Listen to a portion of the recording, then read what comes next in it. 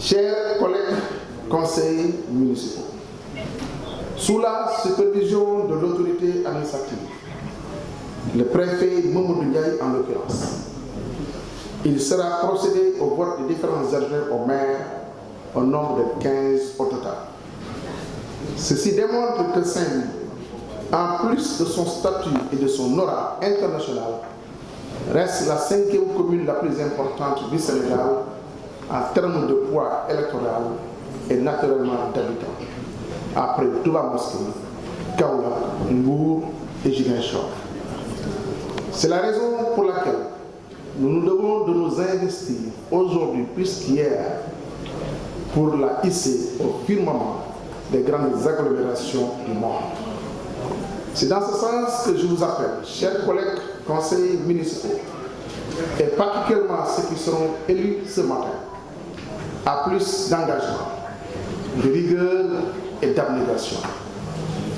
Cela exige également une présence aux différents travaux du Conseil, mais aussi et surtout une disponibilité et une assiduité sans faille.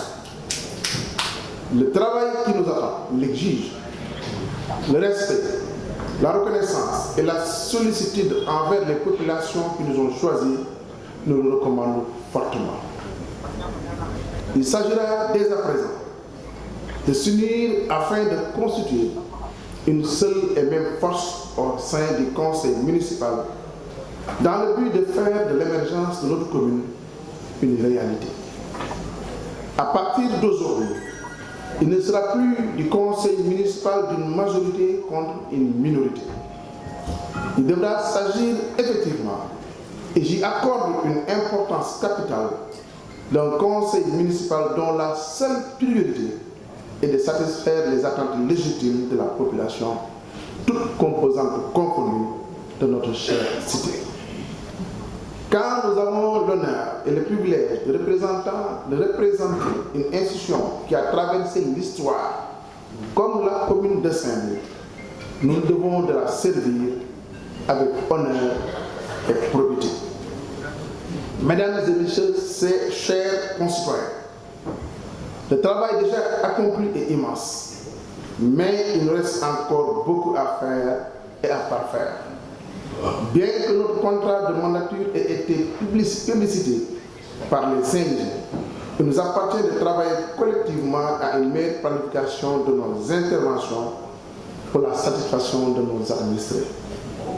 C'est pourquoi je compte recourir à toutes les compétences disponibles ainsi qu'à toutes les ressources disponibles dans notre ville, à l'intérieur du pays comme au sein de la diaspora.